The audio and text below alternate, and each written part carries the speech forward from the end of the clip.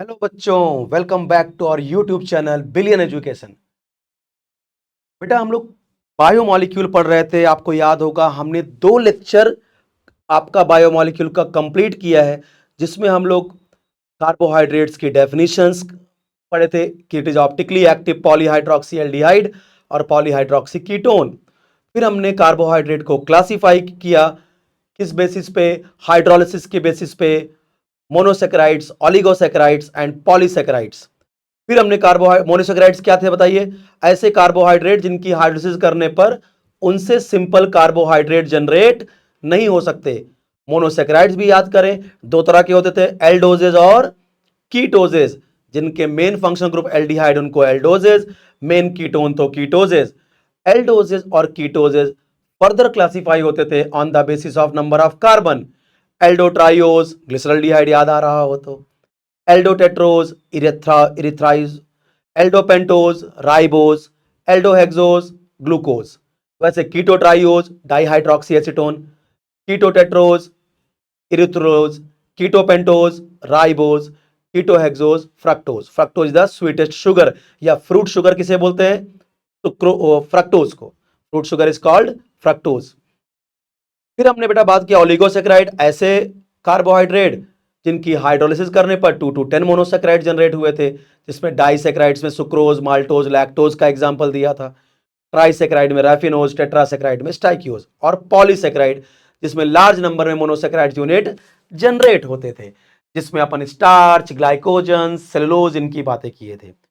अगर आपको याद हो तो एक क्लासिफिकेशन हमने और किया था, शुगर एंड नॉन शुगर। ऐसे कार्बोहाइड्रेट जो पानी में घुलते थे, स्वाद में मीठे होते थे, क्रिस्टलाइन नेचर के होते थे, उनको शुगर बोलते थे। सारे मोनोसेकेराइड्स और ओलिगोसेकेराइड्स शुगर होते थे।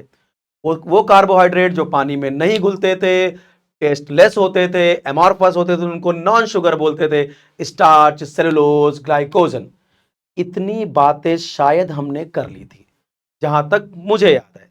आई होप आपको भी याद होगा। तो आज का लेक्चर एक क्लासिफिकेशन बचा हुआ है, reducing and non reducing sugar, उसको कंप्लीट करेंगे।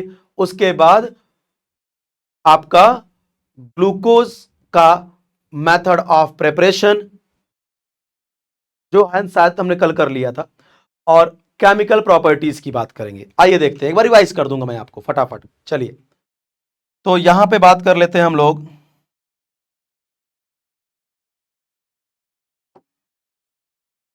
लास्ट क्लासिफिकेशन कौन सा था? Reducing and non reducing sugar.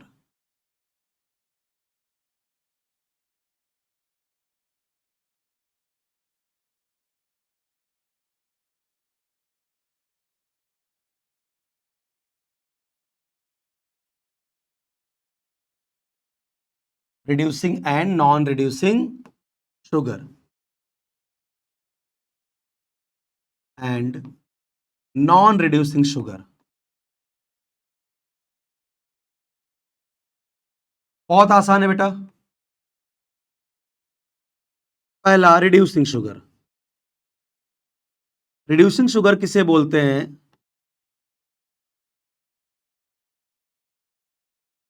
Which can reduce Tollens and Fehling solution. Tollens test और जो फेलिंग सॉल्यूशन को रिड्यूस कर दे। Which can reduce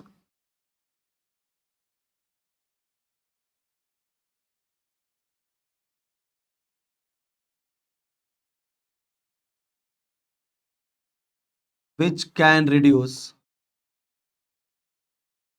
Tollen and Fehling solution. ऐसे कार्बोहाइड्रेट या शुगर जो टॉलेंस और फेलिंग सॉल्यूशन को रिड्यूस कर देते हैं, उनको रिड्यूसिंग बोलते हैं। ठीक है, एग्जाम्पल पहले कवर कर लेते हैं। एग्जाम्पल के तौर पे आपके सारे मोनोसेकेराइड्स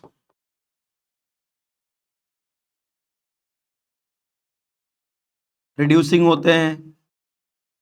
ग्लूकोज, फ्रक्टोज, गैलेक्टोज सारे रिड्यूसिंग। एंड डाइसेकेराइड में केवल माल्टोज एंड लैक्टोज ये रिड्यूसिंग होते हैं। सुक्रोज नॉन रिड्यूसिंग में आता है। क्लियर? तो all monosaccharides and disaccharide except sucrose, maltose and lactose. अच्छा, अब आपको बता दूं ये टॉलेंस और फेलिंग क्या होते हैं, थोड़ा सा उसकी आइडिया मैं आपको दे देता हूं। टॉलेन टॉलेंस रिएजेंट देखो बेटा क्या होता है, हालांकि आप अगर क्लास 12th के स्टूडेंट हो तो आप definitely aldehyde ketone chapter already आपने पढ़ रखा होगा, वहां पे आपको आपके सर ने टॉलेंस और फेलिंग बताया होगा। और नहीं भी जानते तो जब मैं एल्डिहाइड और कीटोन आपको पढ़ाऊंगा तो डेफिनेटली आपको टॉलेंस और फेलिंग बहुत डिटेल में बताऊंगा। आइए हल्का सा लेकिन आपको समझा देते हैं। टॉलेंस रिएजेंट क्या होता है?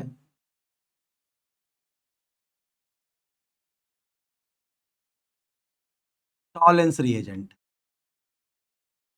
अमोनियकल सिल्वर नाइट्रेट को टॉलेंस रिएजेंट बोलते हैं।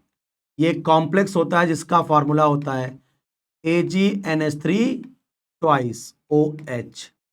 तो अगर इसको आप आयनाइज करोगे तो OH माइनस ये प्लस, ये टॉलेंस रिएजेंट है।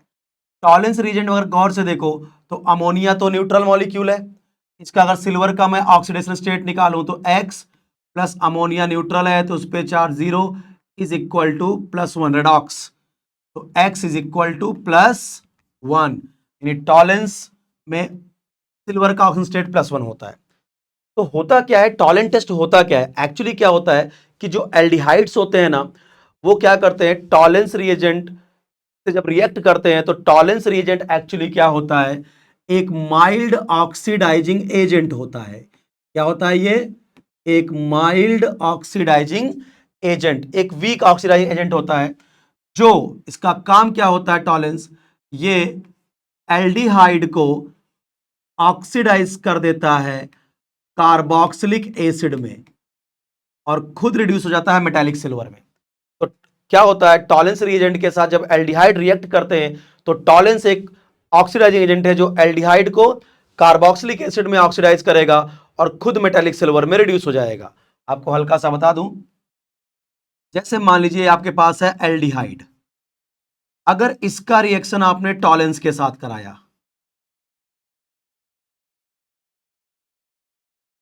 इसका रिएक्शन अगर आपने टॉलेंस रिएजेंट के साथ कराया,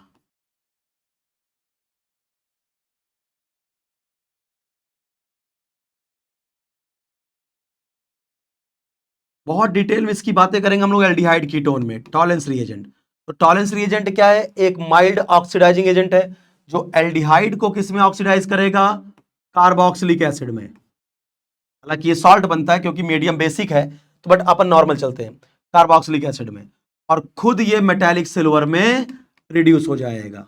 आप खुद देखिए एल्डिहाइड का क्या हो गया, ऑक्सीडेशन, और सिल्वर का +1 किस में चेंज हुआ, 0 में, तो सिल्वर हो गया रिड्यूस। तो जो एल्डिहाइड्स वगैरह होते हैं जब उनका रिएक्शन आप टॉलेंस रिएजेंट के साथ कराते हो तो टॉलेंस क्या करता है, एल्डिहाइड को ऑक्सीडाइज करता है और खुद मेटालिक सिल्वर में क्या हो जाता है, रिड्यूस, और यही सिल्वर टेस्ट ट्यूब की वॉल पे डिपॉजिट हो जाता है जिसको हम बोलते हैं silver mirror test. Silver mirror test, तो क्योंकि जो ग्लूकोज वगैरह है उनके पास भी एल्डिहाइडिक ग्रुप है इसीलिए वो भी टॉलेंस को रिड्यूस कर सकते हैं। भाई देखो, टॉलेंस ने ग्लूकोज को ऑक्सीडाइज किया, इसका मतलब मैं क्या बोलूंगा, एल्डिहाइड जो टॉलेंस है उसने एल्डिहाइड को ऑक्सीडाइज किया, इसका मतलब एल्डिहाइड ने टॉलेंस को रिड्यूस कर दिया। बात तो वही बात है। तो ऐसे कार्बोहाइड्रेट जो टॉलेंस को या फेलिंग को रिड्यूस कर देते हैं उनको रिड्यूसिंग शुगर बोलते हैं। फेलिंग क्या होता है डिटेल में तो अपन कहां सीखेंगे, एल्डिहाइड कीटोन चैप्टर में। Fehling solution, actually Fehling solution क्या होता है, एक्वस कॉपर सल्फेट और sodium potassium tartrate, sodium potassium tartrate जिसको आप रॉचेल सॉल्ट भी बोलते हो, इनका मिक्सचर होता है जिसका कलर जैसे मैं लिखा हूं वैसा ही होता है। ये ब्लू कलर का सॉल्यूशन होता है क्या, Fehling solution.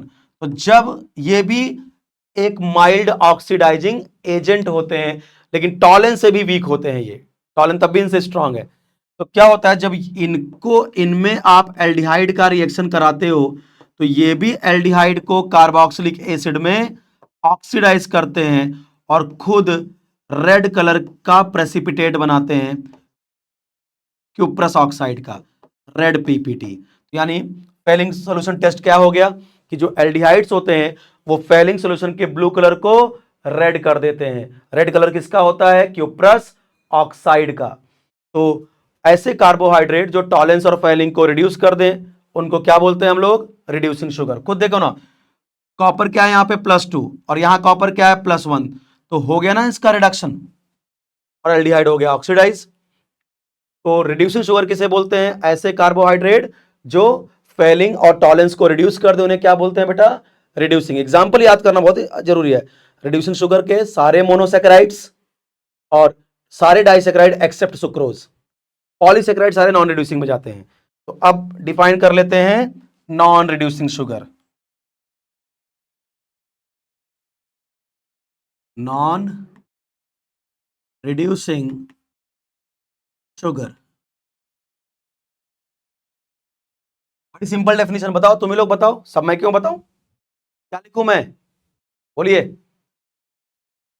which cannot reduce tolerance and failing, which cannot reduce tolerance and failing, जो टॉलेंस और फेलिंग को रिड्यूस नहीं कर सकते।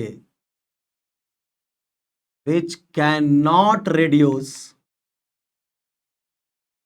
tolerance reagent and failing solution, tolerance and failing solution, जो टॉलेंस और फेलिंग सॉल्यूशन को रिड्यूस नहीं कर पाएंगे उनको क्या बोलेंगे? Non reducing sugar. एग्जाम्पल ही पूछे जाते हैं, तो एग्जाम्पल में आपका ऑल पॉलीसैकेराइड्स, जितने भी पॉलीसैकेराइड्स हैं जैसे ग्लाइकोजन, सेलुलोज, स्टार्च, ये सब, और एक डाइसैकेराइड है आपका सुक्रोज। और मैक्सिमम टाइम पे अगर ये क्वेश्चन नीट और जेई में आया है which of the following sugar is non reducing, तो आंसर सुक्रोज ज्यादा बना के डालते हैं। फिट है उनका। यानी यार कश्मीर से लेकर कन्याकुमारी तक कोई ऐसा एग्जाम बचा नहीं होगा जहां ये क्वेश्चन ना आया हो कि which of the following non reducing sugar, sucrose. Clear?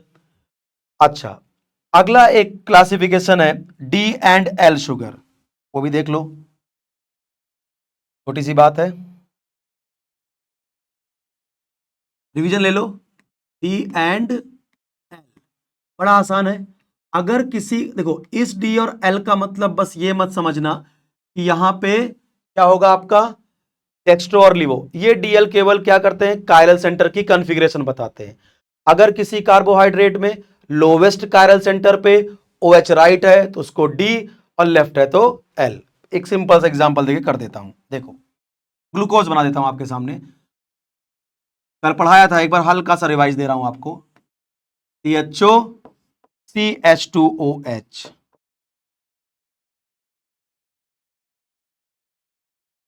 इन सब का स्ट्रक्चर आपको बना के सिखाऊंगा, कैसे बनाया जाता है ये मैं आपको बताऊंगा।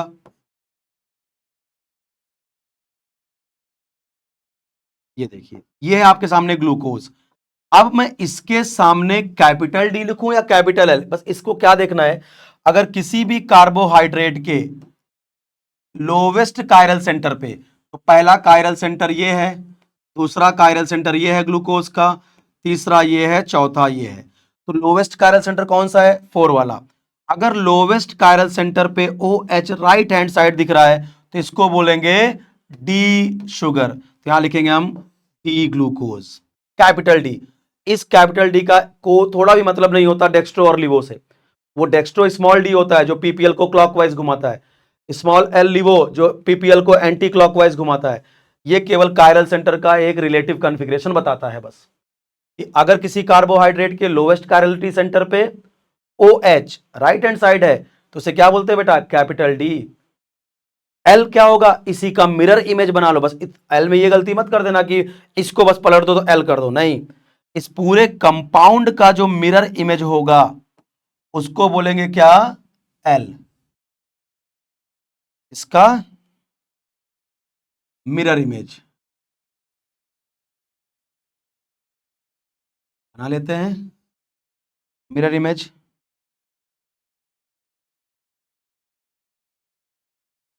आइए, CHO ऐसे ही रहेगा, मिरर में देखोगे OH इधर दिखेगा, H H OH OH H OH H और CH2 OH, इसे बोलेंगे एल ग्लूकोज। अगर लोवेस्ट कायरल सेंटर पे OH राइट हैंड साइड है तो डी शुगर, और लेफ्ट हैंड साइड है तो एल शुगर, एल ग्लूकोज। ये था डी एंड एल। क्लियर? तो इस तरह से अगर देखा जाए तो पूरा अपना क्लासिफिकेशन इनका आपका खत्म। ये है आपका ग्लूकॉन डी, जो ग्लूकोज आप लेके आते हो, उसके ऊपर डी लिखा रहता है, कैपिटल डी। अब बेटा हम लोग बात करेंगे इसकी method of preparation of glucose की। चलिए नेक्स्ट टॉपिक लेते हैं अपन लोग, क्या? Method of preparation of glucose. Method of preparation of glucose. तो पहले इसका लैब मेथड देख लेते हैं, लैब में ग्लूकोज को कैसे बनाते हैं। तो ग्लूकोज को बेटा लैब में बनाने का तरीका होता है फ्रॉम सुक्रोज। सुक्रोज का एसिडिक हाइड्रोलिसिस करेंगे, शुगर की एसिडिक हाइड्रोलिसिस करेंगे। पहला है लैब मेथड। लैब में बेटा जो कोई भी चीज बनाई जाती है ना तो कम अमाउंट में बनती है। इंडस्ट्री में कोई भी चीज बनाई जाती है बेटा तो ज्यादा अमाउंट में बनती है। कुछ ज्यादा चाहिए तो इंडस्ट्रियल मेथड, थोड़ा बहुत बनाना है तो लैब मेथड। आप जब लैब में कोई चीज बनाते हो तो क्या उसको बनाने के बाद बेचने निकल जाते हो? क्या अरे सर 100 किलो बन गया, चलिए अब इसको बेच भी लेते हैं, थोड़ा बहुत ही बनता है। इंडस्ट्री में चीजें ज्यादा बनाई जाती हैं, लार्ज स्केल पे प्रिपरेशन होता है। तो यहां पे क्या लैब मेथड क्या है बनाने का? By acidic hydrolysis of sucrose. काफी इंपॉर्टेंट रिएक्शन है ये। By acidic hydrolysis of sucrose, acidic hydrolysis of sucrose, sucrose की एसिडिक हाइड्रोलिसिस करके। मतलब क्या कि जब हम सुक्रोज की हाइड्रोलिसिस करते हैं, सुक्रोज क्या है? C12H22O11, ये क्या है बेटा? सुक्रोज, चीनी है ना, साकर, सुक्रोज। इसका रिएक्शन जब हम इसकी हाइड्रोलिसिस करते हैं वाटर के साथ इन प्रेजेंस ऑफ एसिड, आप यहां डाइल्यूट HCl ले लीजिए या डाइल्यूट H2SO4 ले लीजिए, तो मैं सिर्फ लिख देता हूं H+, एसिड की प्रेजेंस और हीटिंग। तो ये बनता है C6H12O6 प्लस C6H12O6। बोलो सर दोनों सेम ही बना है। इसमें से एक होता है ग्लूकोज जो एल्डोहेक्सोज होता है, एक होता है आपका फ्रक्टोज, ये बनता है। क्या कैसे बनाया अपन ने बताओ? सुक्रोज की एसिडिक हाइड्रोलिसिस किया, सुक्रोज की हाइड्रोलिसिस किया डाइल्यूट HCl या डाइल्यूट H2SO4 की प्रेजेंस में, तो ग्लूकोज और फ्रक्टोज बना। अब देखिए, अब बात सर इसको अलग कैसे करेंगे? तो बड़ा आसान है, प्रैक्टिकल अप्रोच है, बस आपको बोल के सुना देता हूं। अब इसको क्या, ये मिक्सचर क्या हमने हीट किया है, जब इस मिक्सचर को हम ठंडा करते हैं ना तो इसमें हल्का सा एथेनॉल मिलाते हैं, इथाइल अल्कोहल, दारू, एथेनॉल। तो क्या होता है, ग्लूकोज जो है वो एथेनॉल में बहुत कम सॉल्युबल होता है, तो ग्लूकोज के क्रिस्टल पहले बन जाते हैं, ऊपर आ जाते हैं, उनको हम सेपरेट कर लेते हैं और इस प्रोसेस को सीडिंग बोलते हैं, और फ्रक्टोज फिर अलग हो जाता है। ठीक है, हाँ इससे भी ज्यादा इंपॉर्टेंट, अब 4 नंबर निकलेगा मुंह से मेरे, बहुत ध्यान सुनना। ये रिएक्शन इससे भी ज्यादा इंपॉर्टेंट है, यानी ग्लूकोज के मेथड ऑफ प्रिपरेशन से ज्यादा ये जेई और नीट में 4 नंबर को लेके आता है कि which of the following reaction represent inversion of sucrose. तो अब जरा इस बात को समझना, यहीं पे एक इंपॉर्टेंट टॉपिक बताने चल रहा हूं, इनवर्जन ऑफ सुक्रोज का। सर ये क्या है? एक्चुअली क्या होता है ना बेटा, 4 नंबर निकलने जा रहा है भाई, तैयार रहो एकदम। हाँ, मुंह खुलेगा तो 4 नंबर निकलेगा। अब 4 नंबर आपको देने चल रहा हूं। सुक्रोज है बेटा, ये सुक्रोज, सुक्रोज, सुक्रोज इटसेल्फ होता है बेटा डेक्स्ट्रो रोटेटरी, यानी ये प्लेन पोलराइज लाइट को क्लॉकवाइज रोटेट करता है, डेक्स्ट्रो। जबकि इसका एक्वस ग्लूकोज, ग्लूकोज भी होता है डेक्स्ट्रो रोटेटरी, ये भी पीपीएल को क्लॉकवाइज घुमाता है। बट फ्रक्टोज जो होता है ना वो होता है लिवो रोटेटरी, वो पीपीएल को एंटी क्लॉकवाइज घुमाता है। तो अगर बात करूं सुक्रोज का जो ऑप्टिकल रोटेशन अल्फा, वो पॉजिटिव है क्योंकि पीपीएल को क्लॉकवाइज घुमा रहा है।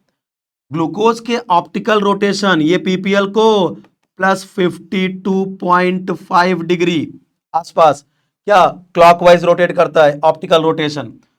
और फ्रक्टोज माइनस 92 डिग्री के आसपास का एंगल होता है। तो अगर आप देखेंगे ना कि इस मिक्सचर का अगर नेट अल्फा मैं निकालूं तो मुझे लगता है इस मिक्सचर का नेट अल्फा निगेटिव आएगा, क्योंकि -92 प्लस 52। इसका मतलब क्या होता है कि सुक्रोज खुद क्या है, डेक्स्ट्रो रोटेटरी है, पीपीएल को क्लॉकवाइज घुमाता है, बट उसका एक्वा सॉल्यूशन ओवरऑल क्या है, लिवो रोटेटरी है। उसका एक्वा सॉल्यूशन ओवरऑल क्या है, लिवो रोटेटरी है। तो डेक्स्ट्रो का लिवो में कन्वर्जन, लिवो का डेक्स्ट्रो में कन्वर्जन ही इनवर्जन कहलाता है। या आप बोल रहे हैं when the sign of optical rotation alpha changes from positive to negative और निगेटिव टू पॉजिटिव, उसको बोलते हैं इनवर्जन। ऑप्टिकल रोटेशन का साइन चेंज हो रहा है पॉजिटिव से निगेटिव या निगेटिव से पॉजिटिव। तो इनवर्जन ऑफ सुक्रोज क्या फिनोमिना होती है, क्या आप मुझे बता सकते हो? हाँ सर, अभी अभी तो आपने समझाया कि सुक्रोज खुद क्या है, डेक्स्ट्रो रोटेटरी है, पीपीएल को क्लॉकवाइज घुमाता है। देखिए सुक्रोज का एक्वा सॉल्यूशन क्या है, लिवो रोटेटरी है। डेक्स्ट्रो एक्वा सॉल्यूशन लिवो, उस वो पीपीएल को क्लॉकवाइज, उसका एक्वा सॉल्यूशन जो होता है, उसका जो मिक्सचर बनता है उसका नेट अल्फा क्या होता है, नेगेटिव। तो सुक्रोज खुद डेक्स्ट्रो होता है, उसका एक्वा सॉल्यूशन लिवो होता है। इस फिनोमिना को बोलते हैं इन्वर्जन ऑफ सुक्रोज। और इसीलिए सुक्रोज को एक नाम और दिया जाता है, sucrose is called invert sugar. इसको क्या बोलते हैं, इनवर्ट शुगर। और इस फिनोमिना को बोलते हैं, this phenomenon is called inversion of sucrose, inversion of sucrose. तो बेटा ये क्वेश्चन नीट और जे में पूछा जाता है यहां कि इनवर्ट शुगर का नाम सुक्रोज, इन्वर्जन है क्या? आप बोलोगे sucrose is dextro rotatory compound but their aqua solution is laevo rotatory. तो डेक्स्ट्रो का लिवो, लिवो का डेक्स्ट्रो हो जाना इन्वर्जन कहलाता है। या ऑप्टिकल रोटेशन अल्फा का साइन जब पॉजिटिव से निगेटिव, निगेटिव से पॉजिटिव चेंज होगा तो उसको इन्वर्जन बोलते हैं। सुक्रोज डेक्स्ट्रो था, ग्लूकोज और फ्रक्टोज बना हाइड्रोलिसिस करने के बाद, ग्लूकोज भी डेक्स्ट्रो, फ्रक्टोज भी लिवो, बट फ्रक्टोज कुछ ज्यादा ही लिवो था, यानी उसका जो ऑप्टिकल रोटेशन निगेटिव में था वो इसके ऑप्टिकल रोटेशन पॉजिटिव से बहुत ज्यादा था, इसलिए जब नेट अल्फा निकालोगे तो निगेटिव आएगा, इसलिए बोलते हैं इनका एक्वा सॉल्यूशन लिवो रोटेटरी होता है। This is called inversion of sucrose. Clear? अब ये तो है लैब मेथड कि लैब में कैसे बनाते हैं ग्लूकोज को। अब बेटा अपन पढ़ेंगे industrial method of preparation of glucose. चलिए उसको भी देख लेते हैं। चलो इंडस्ट्री में देखते हैं कैसे बनते हैं। Industrial method of preparation of glucose. तो बेटा लैब में तो अपन ने इसको किससे बनाया, सुक्रोज की एसिडिक हाइड्रोलिसिस से। इंडस्ट्री में ग्लूकोज स्टार्च की एसिडिक हाइड्रोलिसिस से सुक्रोज को, ग्लूकोज को बनाया जाता है। तो आइए देखते हैं कैसे बनाएंगे। ऐसे, अच्छा वो तो कैसे बताए हैं।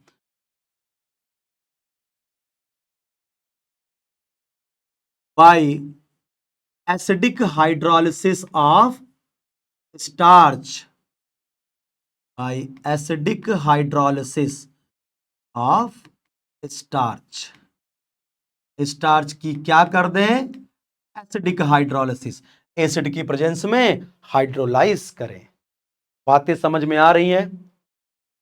फिर वही बात है, बायोमॉलिक्यूल है, बायो है, फिर भी कोशिश की जा रही है कि इसको थोड़ा इंटरेस्टिंग बनाया जाए केमिस्ट्री के दृष्टिकोण से। तो बिल्कुल आप बातें बताते रहिएगा मुझे कमेंट करके, क्या आपको इसमें दिक्कत हो रही है, क्या आपको समझ में नहीं आ रहा, क्योंकि वन वे नहीं जाना चाहिए, आपका इसमें इन्वॉल्वमेंट आना चाहिए, आपके कमेंट्स आने चाहिए, आपको क्या दिक्कत हो रही है, कहां पे परेशानी है, जिससे हम उसको आपको रेगुलर टाइम पे उसको इंप्रूव करते चले। तो बात आते हैं बेटा कि इंडस्ट्री में किससे बनाते हैं, acidic hydrolysis of starch.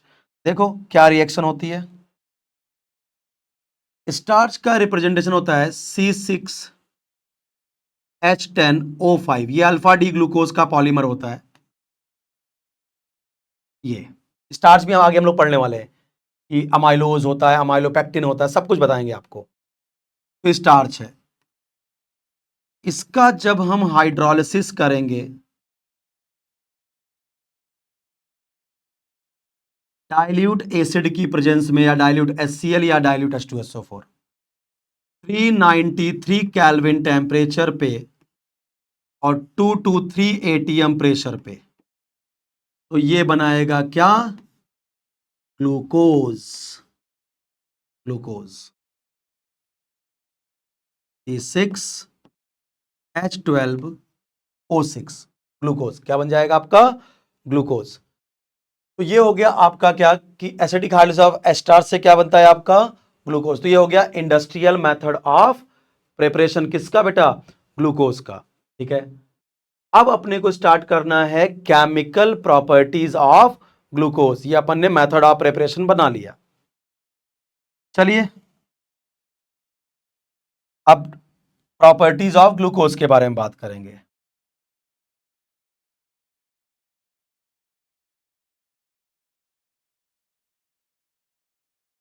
Properties of glucose. देखिए ग्लूकोज को बेटा अपन लोग डेक्सट्रोज भी बोलते हैं। क्या बोलते हैं? Dextrose. It is also called dextrose.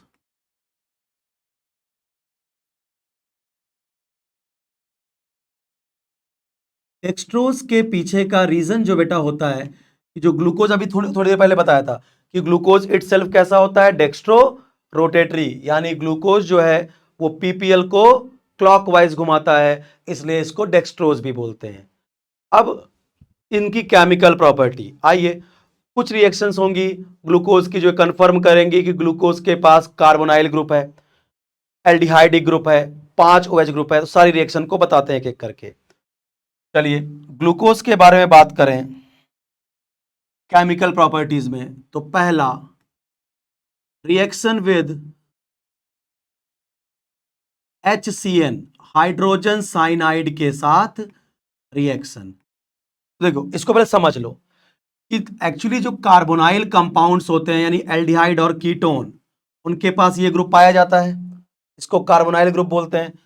जब हम कार्बोनाइल ग्रुप का रिएक्शन करते हैं HCN के साथ, तो H प्लस CN माइनस, ये बॉन्ड ऐसे टूटेगा, माइनस और प्लस, बस प्लस माइनस एक्सचेंज कर दो, इस प्लस पे माइनस ला दो, इस O माइनस पे H प्लस ला दो, तो बताओ क्या बनेगा? एक बॉन्ड तो टूट गया, C प्लस पे कौन आ जाएगा? CN, और O पे H, ये बन गया साइनो हाइड्रेन। इसका मतलब जब कार्बोनाइल ग्रुप पे HCN अटैक करता तो साइनो हाइड्रिन बनता है, ये साइनाइड वो OH, साइनो हाइड्रिन का फॉर्मेशन होता है। तो आइए ग्लूकोज की रिएक्शन में भी देखते हैं, ऐसा ही होगा।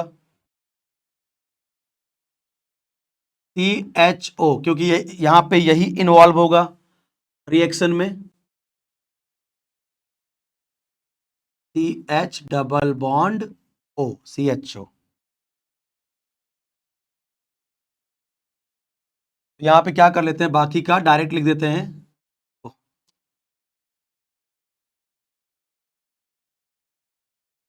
क्योंकि ये सब ग्रुप तो इसमें इन्वॉल्व होंगे नहीं। तो CHOH4 TH2OH ऐसा लिख देते हैं। तो अगर इसका रिएक्शन भी हम HCN के साथ कराएंगे तो H प्लस CN माइनस, ये बॉन्ड आप तोड़ दीजिए, माइनस और प्लस, क्या बन जाएगा इसको यहां पे? CHCNOH।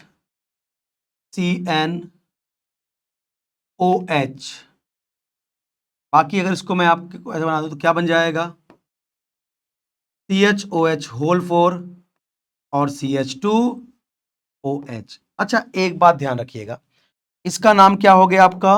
ग्लूकोज साइनोहाइड्रेन। ग्लूकोज साइनोहाइड्रेन, ग्लूकोज साइनोहाइड्रेन बन गया। हाँ, अब अगर मैं आपसे बोलूं, आपको याद करो कि ग्लूकोज के ओपन चेन में कितने कायरल सेंटर हुआ करते थे? 4।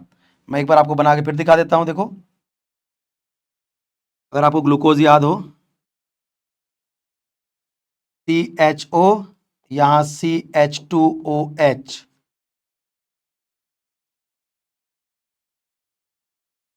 हर कार्बन पे OH राइट, केवल थर्ड नंबर कार्बन पे OH लेफ्ट करना है। ये सब आगे आपको सिखाने वाला हूं मैं। ये तो याद करो, ग्लूकोज का ये पहला लेक्चर में बताया था कि ग्लूकोज के ओपन चेन में 4 कायरल कार्बन होते हैं। तो ये जो CHOH वाले 4 हैं, ये तो 4 कायरल कार्बन अभी भी होंगे। पर देखो, पहले ये कार्बन कायरल नहीं था, क्योंकि डबल बॉन्डेड कार्बन कभी कायरल नहीं होते। कायरल कार्बन के लिए क्या चाहिए? sp3 हाइब्रिड कार्बन चाहिए, 4 सिग्मा बॉन्ड चाहिए, और चारों बॉन्ड अलग अलग एटम या ग्रुप के साथ होने चाहिए।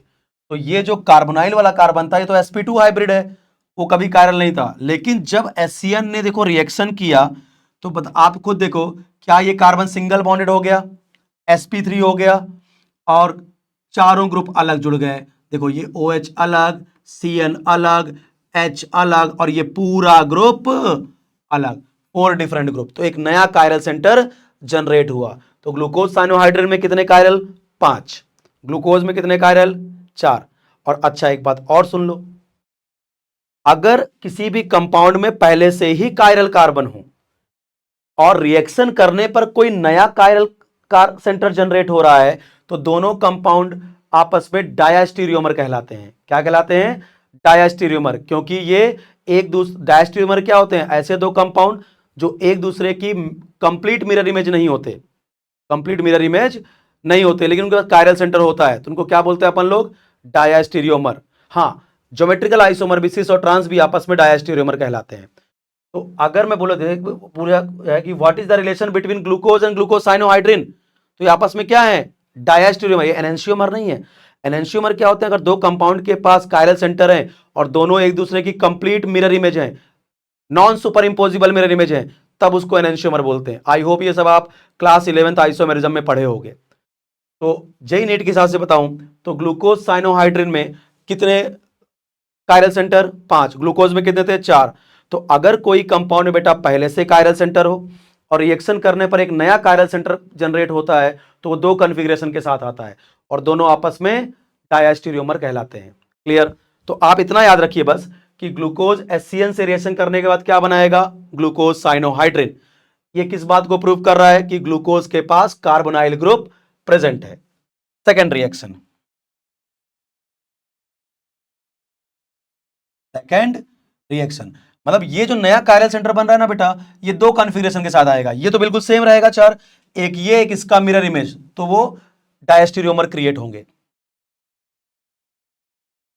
नेक्स्ट रिएक्शन देखिए, रिएक्शन नंबर 2। अभी भी हम ये कंफर्म करेंगे कि ग्लूकोज के पास कार्बोनाइल ग्रुप है, CH डबल बॉन्ड O, इसलिए नीचे वालों को मैं बना नहीं रहा हूं, CHOH4 डिटेल में, यहां पे CH2OH, ये हुआ ग्लूकोज। अगर इसका रिएक्शन मैं कराऊं हाइड्रोक्सिल अमीन के साथ NH2OH, तो आइए पहले हल्का सा समझा देता हूं आपको। कैसे समझाओगे सर? देखो कि जब भी कार्बोनाइल कंपाउंड का रिएक्शन हाइड्रोक्सिल अमीन के साथ होता है, NH2OH, बस यहां से आपको वाटर निकालना पड़ता है। बस क्या बन जाएगा बताओ? C डबल बॉन्ड NOH, ये बन गया आपका ऑक्साइम। तो जो एल्डिहाइड और कीटोन होते हैं, वो हाइड्रोक्सिल अमीन के साथ रिएक्शन करके ऑक्साइम का फॉर्मेशन करते हैं। तो आइए, तो ग्लूकोज के पास भी कार्बोनाइल ग्रुप है, लिख दिया मैंने क्या? हाइड्रोक्सिल अमीन। तो यहां से अपन ने वाटर निकाल दिया। बस अब जो बचा है उसको बना दीजिए सीधे, बन गया ग्लूकोज का भी ऑक्साइम बन गया, CH डबल बॉन्ड NOH, नीचे का पार्ट तो कांस्टेंट है, CHOH होल 4, क्योंकि यहां तो रिएक्शन ही नहीं हुई कोई, CH2OH, इसका नाम है ग्लूकोज ऑक्साइम। तो बेटा ग्लूकोज का HCN से रिएक्शन करके साइनोहाइड्रिन का बनना, ग्लूकोज का हाइड्रोक्सिल अमीन से रिएक्शन करके ऑक्साइम का बनना इस बात का प्रूव है कि ग्लूकोज के पास कार्बोनाइल ग्रुप प्रेजेंट है, एल्डिहाइड ग्रुप प्रेजेंट है। तीसरा रिएक्शन अब करेंगे ग्लूकोज का ऑक्सीडेशन। चलिए,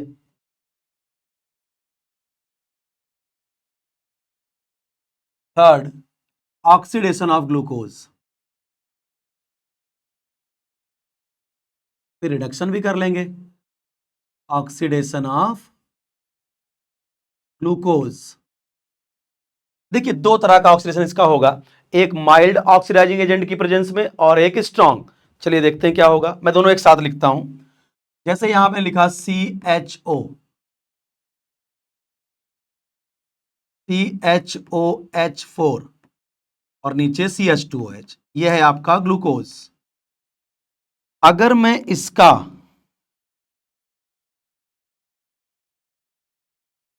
ऑक्सीडेशन कराऊं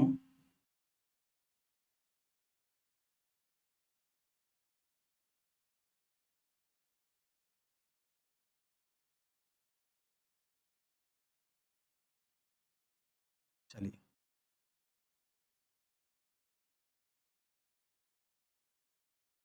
तो यहां पे अगर बात करूं मैं आपके सामने कि अगर क्या करें इसका ऑक्सीडेशन, किसका ऑक्सीडेशन, ग्लूकोज का। यह है आपका ग्लूकोज बेटा।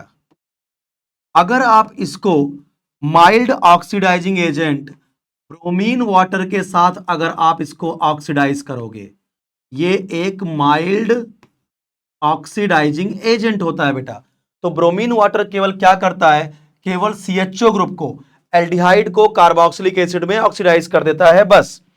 यानी CHO को क्या बना देगा, COOH। यहां कितने ऑक्सीजन थे, एक, यहां कितने हो गए, दो, यानी ऑक्सीडेशन हो गया। बाकी कुछ नहीं, किसी और को ऑक्सीडाइज नहीं करेगा, केवल एल्डिहाइड ग्रुप को COOH में ऑक्सीडाइज कर दिया। और ये जो कंपाउंड बना इसको बोलते हैं ग्लूकोनिक एसिड। तो ग्लूकोज ब्रोमीन वाटर के साथ ग्लूकोनिक एसिड का फॉर्मेशन करता है।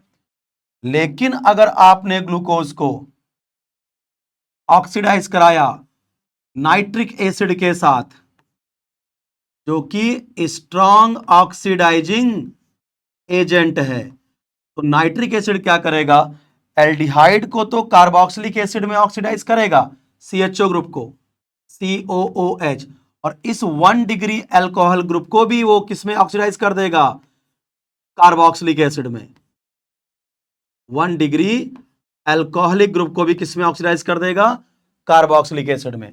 और इस कंपाउंड का नाम होता है ग्लूकैरिक एसिड, ग्लूकैरिक एसिड, या फिर इसी को सैक्रिक एसिड भी बोलते हैं। तो ब्रोमीन वाटर जो है वो माइल्ड ऑक्सीडाइजिंग एजेंट है बेटा। वो ग्लूकोज को ग्लूकोनिक एसिड, ब्रोमीन वाटर क्या करेगा, ट्रिक क्या है, केवल CHO को COOH में कन्वर्ट करेगा, एल्डिहाइड को कार्बोक्सिलिक में। नाइट्रिक एसिड स्ट्रांग है तो CHO को तो कार्बोक्सिलिक एसिड में ऑक्सीडाइज करेगा ही करेगा, 1 डिग्री अल्कोहल को भी कार्बोक्सिलिक एसिड में ऑक्सीडाइज कर देगा। अच्छा, एक इंटरेस्टिंग बात है, राज की बात बताऊं, इधर कभी अगर ऐसा दे दिया आपको कि अगर ग्लूकोनिक एसिड का रिएक्शन दे दिया कॉन्संट्रेटेड नाइट्रिक एसिड के साथ, तो ग्लूकोनिक एसिड भी कॉन्संट्रेटेड नाइट्रिक एसिड के साथ ग्लूकैरिक एसिड या सैक्रिक एसिड का ही फॉर्मेशन करेगा। तो ये हुआ ऑक्सीडेशन ऑफ ग्लूकोज। अब करते हैं रिडक्शन। आइए नेक्स्ट, आपको सबके प्रोडक्ट याद रखने, डायरेक्ट पूछते हैं सब क्वेश्चन। ये जब चैप्टर खत्म करेंगे तो आपके साथ हम PYQ लेंगे, प्रीवियस ईयर क्वेश्चन, और आपको दिखाएंगे कैसे, देखिए फटाफट क्वेश्चन निकल रहे हैं, डायरेक्ट चीजें। अब आते हैं आपका अगली रिएक्शन है रिडक्शन ऑफ ग्लूकोज।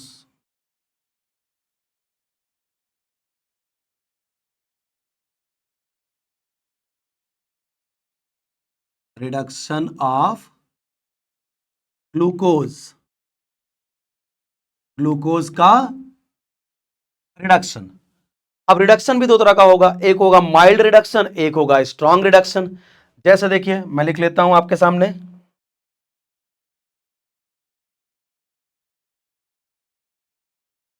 ये हमने ले लिया glucose, CHO, CHOH whole 4 CH2OH, ये रहा ग्लूकोज।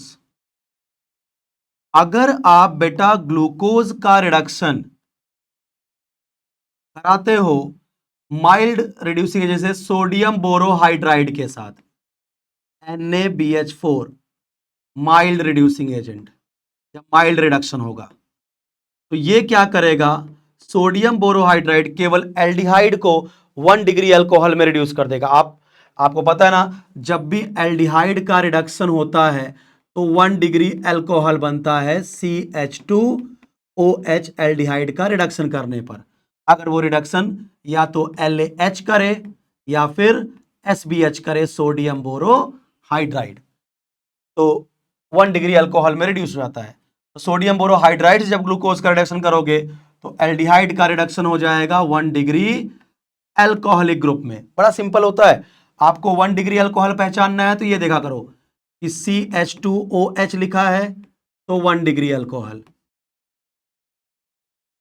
CHOH है तो 2 डिग्री अल्कोहल, और COH लिखा है तो 3 डिग्री अल्कोहल। क्लियर? तो एल्डिहाइड 1 डिग्री अल्कोहल में रिड्यूस हो गया, बाकी कुछ नहीं। ये क्या, CH4 और ये हो गया आपका CH2OH। ये 6 कार्बन का बेटा देखो आपके सामने अल्कोहल बना, इसको बोलते हैं अपन लोग सॉर्बिटॉल। सॉर्बिटॉल इसका नाम है। तो जब ग्लूकोज बेटा सोडियम बोरोहाइड्राइड के साथ जब रिडक्शन करता है, एक माइल्ड रिडक्शन होता है, तो क्या बनता है, सॉर्बिटॉल, एक हेक्साहाइड्रिक अल्कोहल बनता है सॉर्बिटॉल। क्लियर? और अगर आप ग्लूकोज का ऑक्सीडेशन और रिडक्शन करते हैं strong reducing agent like red phosphorus और HI, इनको तो आप जानते होंगे, ये ऐसे रिड्यूसिंग एजेंट है कि सबको एल्केन में ही लेके चले जाते हैं। एल्डिहाइड लाओगे तो एल्डिहाइड को एल्केन में, अल्कोहल लाओगे अल्कोहल को एल्केन में, कार्बोक्सिलिक एसिड लाओगे उसको भी सेम कार्बन के एल्केन में रिड्यूस कर देते हैं। जितने कार्बन एल्डिहाइड में है उतने कार्बन का एल्केन, जितने कार्बन कीटोन में है उतने कार्बन का एल्केन, जितने कार्बन कार्बोक्सिलिक एसिड में है उतने कार्बन का एल्केन। तो यहां पे क्या हो जाएगा आपका, कितने कार्बन है ग्लूकोज में, 6, तो ये बना देते हैं 6 कार्बन का एल्केन, 1 2 3 4 5 6, 1 2 3 4 5 6, N-हेक्सेन बनता है। तो अगर जब आप ग्लूकोज का रेड फास्फोरस और HI के साथ रिडक्शन कराओगे तो N-हेक्सेन बनता है। और ये दोनों रिएक्शन इस बात का प्रूफ है कि ग्लूकोज के ओपन चेन में 6 कार्बन स्ट्रेट चेन में अरेंज है। ग्लूकोज के ओपन चेन में 6 कार्बन होते हैं, इस बात का प्रूफ दे दिया इसने, इन दो रिएक्शन ने। तो अगर आप सोडियम बोरोहाइड्राइड के साथ रिडक्शन करोगे तो सॉर्बिटॉल बनेगा, केवल एल्डिहाइड 1 डिग्री अल्कोहल में रिड्यूस होगा, और रेड फास्फोरस और HI के साथ रिडक्शन करोगे तो N-हेक्सेन बनता है ग्लूकोज का रिडक्शन करने पर। इसके बाद जो अब अगली रिएक्शन आती है, आपको देखो मैंने क्या क्या बता दिया, HCN से रिएक्शन, साइनोहाइड्रिन बना, हाइड्रोक्सिल अमीन के साथ रिएक्शन, ऑक्साइम बना। ये दो रिएक्शन क्या प्रूव कर रही थी कि ग्लूकोज है कार्बोनाइल ग्रुप। उसके बाद ऑक्सीडेशन कराया, ब्रोमीन वाटर से रिएक्शन कराया, तो क्या बना, ग्लूकोनिक एसिड, नाइट्रिक एसिड से ग्लूकैरिक या सैक्रिक एसिड। ठीक है, ब्रोमीन वाटर की रिएक्शन ये प्रूव करती थी कि ग्लूकोज के पास जो कार्बोनाइल ग्रुप है वो एल्डिहाइड है। नाइट्रिक एसिड की रिएक्शन ये प्रूव करती थी कि ग्लूकोज के पास 1 डिग्री अल्कोहलिक ग्रुप 1 है। क्लियर? अब बात करते हैं, एक लास्ट रिएक्शन है बेटा इसमें ग्लूकोज का, osazone formation, NEET and JEE में। तो ओसाजोन फॉर्मेशन, और एक और है। हाँ, अभी तक बात ये हो गई ओसाजोन बताएं, उससे पहले एक बात और कर लेते हैं। सर आपने कार्बोनाइल का तो प्रूफ दे दिया, एल्डिहाइड का भी दे दिया, ग्लूकोज के पास 5 OH ग्रुप है, इसका क्या प्रूफ है, तो इसका भी प्रूफ है। चलिए वो रिएक्शन देख लेते हैं।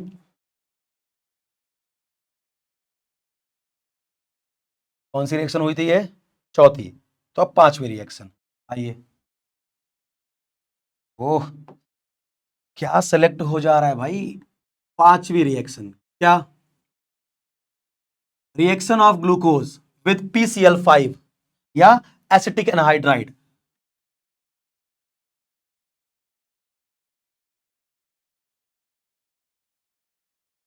With acetic anhydride, acetic anhydride के साथ ग्लूकोज की रिएक्शन, और एक PCl5 के साथ भी है, सेम एक साथ ही बता दूंगा।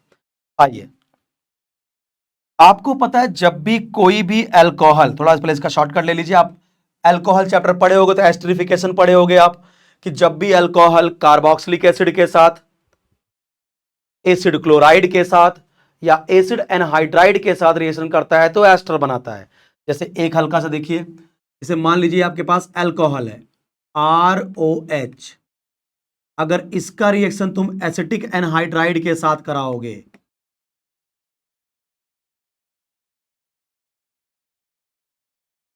Sorry, acetic anhydride CH3 C double bond O C double bond O CH3, तो क्या होगा, ये प्लस ये माइनस, ये बॉन्ड यहां से तोड़ दो, ऑक्सीजन ज्यादा इलेक्ट्रोनेगेटिव है तो ये माइनस और ये प्लस, ये बॉन्ड यहां से तोड़ दो, बस इस O माइनस पे पॉजिटिव पार्ट को चिपका दो, तो क्या बन जाएगा, देखो ROCOCH3,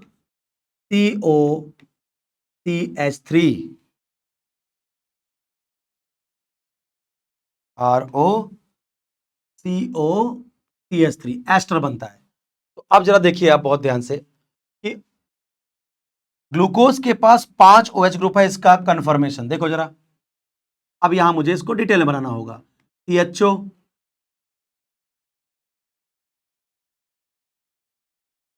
OH, H, H, OH, OH, H, OH, H और CH2OH, ये है आपका। अब इसका रिएक्शन अगर हम एसिटिक एनहाइड्राइड के साथ कराते हैं, CH3 C double bond O C double bond O और CH3, तो इलेक्ट्रोनेगेटिविटी डिफरेंस से ये माइनस ये प्लस, ये बॉन्ड टूटेगा, और ये अल्कोहल की रिएक्शन है तो ये ऐसा होगा, plus minus plus minus plus minus, कुछ इस तरह से। बस आपको क्या करना है, हर OH का H हटा के O माइनस पे इस ग्रुप को चिपकाना है आपको, ये वाला COCl प्लस वाले को माइनस से चिपका दो, तो क्या बन जाएगा, देखो CHO H OCOCH3 H OCOCH3 H OCOCH3 H OCOCH3, और यहां पे तो है नीचे में CH2O COCH3, ये बन गया आपका ग्लूकोज पेंटा एसीटेट, ग्लूकोज पेंटा एसीटेट। तो ग्लूकोज का एसिटिक एनहाइड्राइड से रिएक्शन करके ग्लूकोज पेंटा एसीटेट का बनना बच्चों क्या प्रूफ देता है, कि ग्लूकोज के पास 5 OH ग्रुप है, 5 अल्कोहलिक ग्रुप है, कि एसिटिक एनहाइड्राइड से रिएक्शन करके पेंटा एसीटेट बनाता है ग्लूकोज पेंटा एसीटेट, जो प्रूफ देता है बेटा ग्लूकोज के पास 5 OH ग्रुप है। अच्छा, यहीं पे एक रिएक्शन और है जो इस बात को प्रूव कर देती है कि ग्लूकोज के पास 5 OH ग्रुप है, यह आपने ऑलरेडी HDA में सीखा होगा। देखो अभी आपको याद आ जाएगा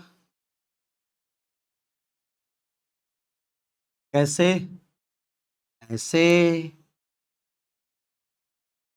CHO OH H OH, glucose के स्ट्रक्चर बनाते समय आपको सिर्फ क्या करना है, थर्ड वाले कार्बन पे ही OH लेफ्ट लगाना है, बाकी सारे कार्बन पे OH राइट लगाना है। ये हो गया।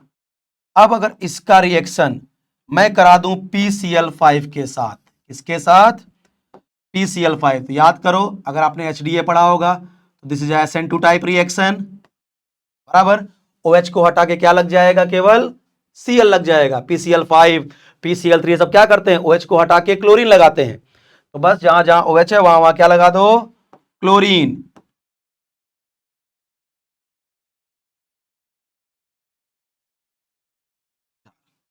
आइए,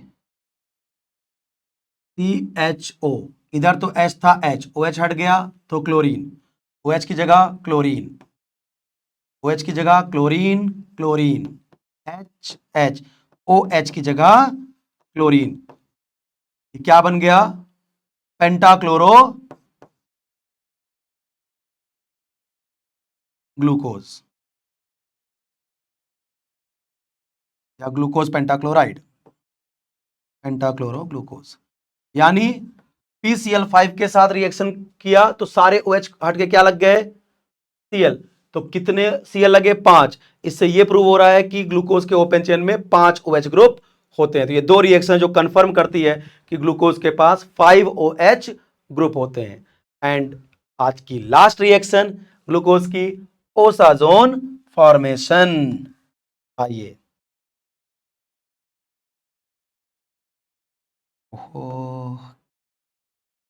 ओसाजोन फॉर्मेशन। ओसाजोन क्या होता है देखते हैं। यहां से भी नीट और जेईई में क्वेश्चन आ चुका है कि ग्लूकोज से ग्लूकोसा जोन बनने में कितने मोल फिनाइल हाइड्राजीन का इस्तेमाल होता है? तो आंसर जाता है वहां पे 3। आइए मैं दिखाता हूं ओसा जोन क्या होता है। अगर मैं ग्लूकोज का रिएक्शन, बहुत ध्यान समझिए,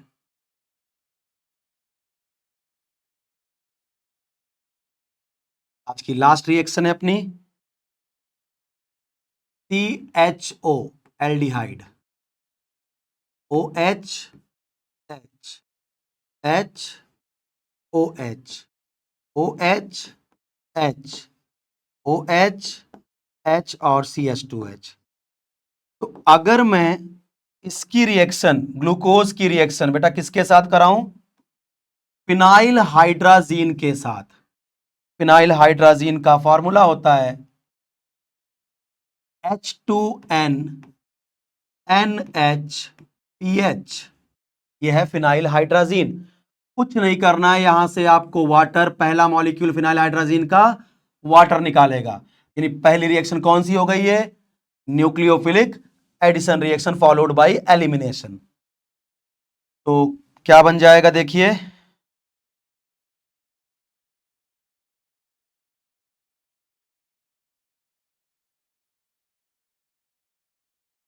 ये बन जाएगा आपका CH double bond N NHPH। बाकी तो आपको कांस्टेंट रखना है। OH H H OH OH H OH H और CH2OH बराबर। अब पहला मॉलिक्यूल ये कर दिया, अब दूसरा मॉलिक्यूल क्या करेगा देखो। अब सेकंड मॉलिक्यूल इसका क्या कर देगा? फिनाइल हाइड्रोजन का अब होगा उसका रिडक्शन।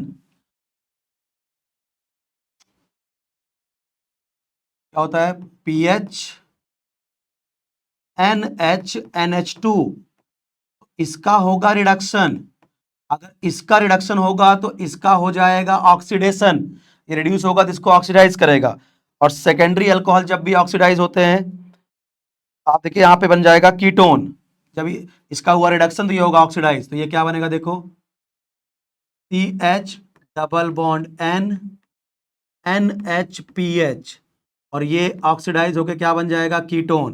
बाकी नीचे का तो सेम रहेगा, HOH OH H OH H और CH2OH। यानी पहला मोल फिनाइल हाइड्रोजन ने क्या किया? न्यूक्लियोफिलिक एडिशन एल्डिहाइड कीटोन पे। सेकंड रिडक्शन हुआ तो ये मॉलिक्यूल ऑक्सीडाइज हो गया। अब फिर देखो यहां कीटोन बन गया। तो अब जब अगला मॉलिक्यूल आप लेके आओगे किसका? फिनाइल हाइड्रोजन का, H2N NHPH, तो फिर से करेगा वो न्यूक्लियोफिलिक एडिशन। यहां से वाटर निकल जाएगा और क्या बनेगा बताइए?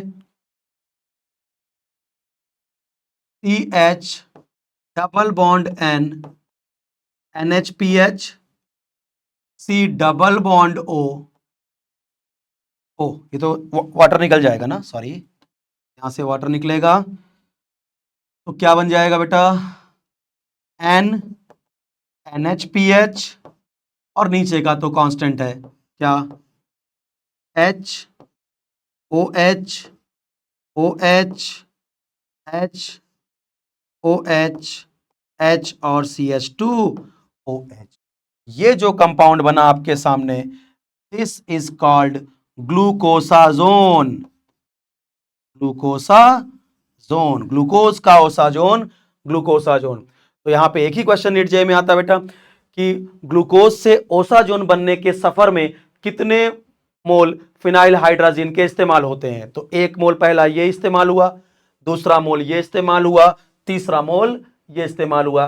तो ग्लूकोज से ओसाजोन बनने में आपके 3 मोल फिनाइल हाइड्राजीन के यूज होते हैं। एंड एक चीज और याद रखिएगा, glucose and fructose forms same type of osazone. तो बेटा ये 5 प्रॉपर्टी आज हमने आपको पढ़ा दिया। तो आज अपन ने क्या क्या कवर कर लिया, ग्लूकोज का method of preparation and glucose की केमिकल प्रॉपर्टीज। अब अगले लेक्चर में क्या करेंगे सर, ग्लूकोज का साइक्लिक स्ट्रक्चर पढ़ेंगे। सर साइक्लिक क्यों, ओपन चेन में कोई प्रॉब्लम थी, साइक्लिक क्यों पढ़ा रहे हो, होता भी है क्या? हाँ भाई होता है, क्योंकि कुछ ऐसी भी रिएक्शन है जो नॉर्मल एल्डिहाइड तो देते हैं, बट ग्लूकोज के पास भी एल्डिहाइड होने के बाद वो रिएक्शन उसने नहीं दिया ओपन चेन ने। जैसे ओपन चेन स्ट्रक्चर जो ग्लूकोज का स्ट्रक्चर था, नॉर्मल एल्डिहाइड बेटा सोडियम बाइसल्फाइड टेस्ट देते हैं, बट ग्लूकोज के पास भी तो एल्डिहाइड है, तो इसने बाइसल्फाइड टेस्ट नहीं दिया। ग्लूकोज जो नॉर्मल एल्डिहाइड होते हैं वो सिफ टेस्ट देते हैं, बट ग्लूकोज ने सिफ टेस्ट भी नहीं दिया। आप पढ़े होगे एल्डिहाइड कीटोन चैप्टर में, बाइसल्फाइड टेस्ट इनको देना चाहिए था, नहीं दिए, सिफ टेस्ट देना चाहिए था, नहीं दिए। इसका मतलब हो ना हो ग्लूकोज के कुछ और स्ट्रक्चर पॉसिबल है, ओपन चेन स्ट्रक्चर सारी प्रॉपर्टी को एक्सप्लेन नहीं कर पाएगा। भाई ये सिफ टेस्ट क्यों नहीं दे रहा है, ये सोडियम बाइसल्फाइड टेस्ट क्यों नहीं दे रहा है, जिससे ये प्रूव मिल रहा है कि हो ना हो ग्लूकोज के साइक्लिक स्ट्रक्चर भी पॉसिबल होते हैं। तो नेक्स्ट लेक्चर में अपन लोग क्या देखेंगे बेटा, साइक्लिक स्ट्रक्चर ऑफ ग्लूकोज देखेंगे। ठीक है, प्रॉपर पढ़ते रहिए, एक एक कंसेप्ट को प्रॉपर बेटा स्ट्रांग करिए। ठीक, कहीं भी प्रॉब्लम हो तो आप कमेंट में लिख के मुझे बताइए कहां क्या दिक्कत है, मैं आपका वो दुख दर्द सब दूर कर दूंगा। चलिए नेक्स्ट लेक्चर में मिलते हैं, तब तक के लिए bye, goodbye, thank you, अलविदा, दुआओं में याद रखिएगा।